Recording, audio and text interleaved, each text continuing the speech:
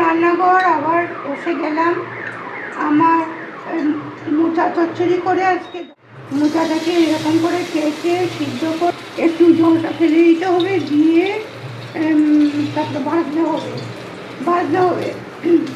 আমি অনেকগুলো ভেজে রেখেছি, আর এইটা একটা আপনাদের দেখানোর জন্য দিলাম ভাজা তেলের মধ্যে, আর ইয়ের মধ্যে বেসনের মধ্যে ডুবিয়ে তেলে ভাজতে হবে।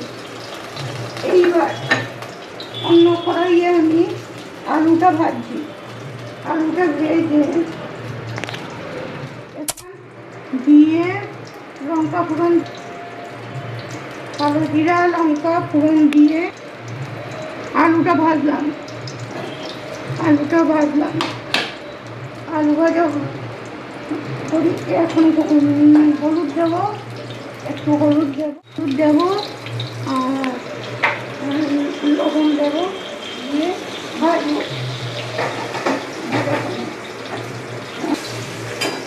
পরে এবার এটাকে উল্টে দিলাম, এক সাইড ভাজা হলো আর এক সাইড ভাজা হবে, উল্টে দিলাম হয়ে গেল। আলুটা একটু ভেজে, আলুটা একটু ভাপিয়ে নিয়েছি আগে, ভেজে তারপরে মশলাটা দেবো। মশলাটা হলো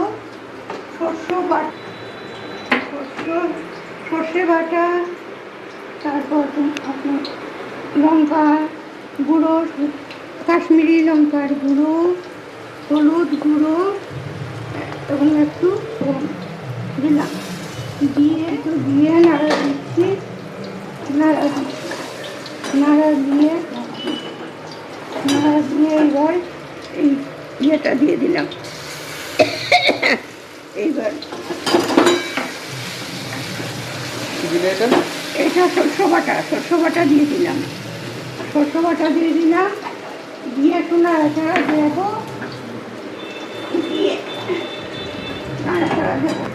দিয়ে একটু মিষ্টি দেবো,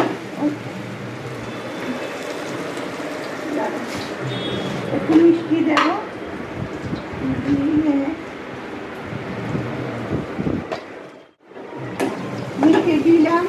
এবার নাড়াচাড়া দিয়ে একটু ভাজা করে একটু জল দেবো, ভাজা করে দিয়ে ডাল হলে তখন মোচাগুলো ছেড়ে দেবো।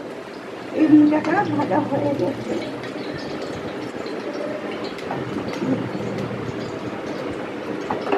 মোচাটা ভাজা হয়ে গেছে, হয়ে গেল।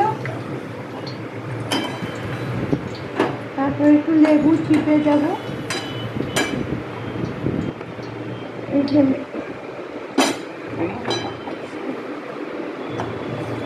লেবুটা চিপে দেবো একটু, এতেই হয়ে যাবে। হলো জাল হলে আমি এই মোচা চচ্চড়ি মোচাগুলো ছেড়ে দেবো। এগুলো সব আগে ভাজা করে নিয়েছিলাম, এখন এগুলো ছেড়ে দেবো। ছেড়ে দিয়ে একটু ইয়ে করবো, ঘন করবো, একটু ঘন করবো।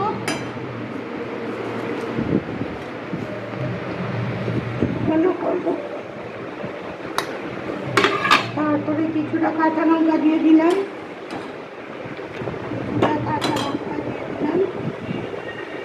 হয়ে গেল। ওইটা শুষবে একটু ঘন হলে দিয়ে একটু কাঁচা তেল দেবো, দিয়ে কাঁচা তেল দিলেই হয়ে যাবে। এটা একটুখানি ঘন করে নিই। আলুটা তো সিদ্ধ হয়ে গেছে।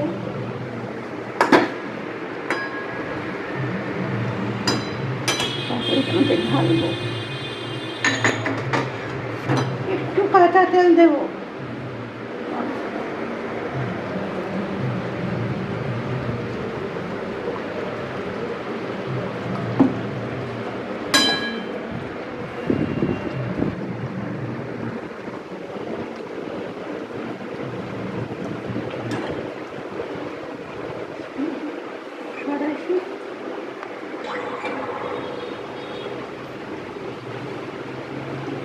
এইবার হয়ে গেলে এবার ফেলে দিচ্ছি থালায়। আপনারা খেয়ে দেখবেন। যদি ভালো লাগে তবে লাইক, শেয়ার এবং সাবস্ক্রাইব করে দেবেন।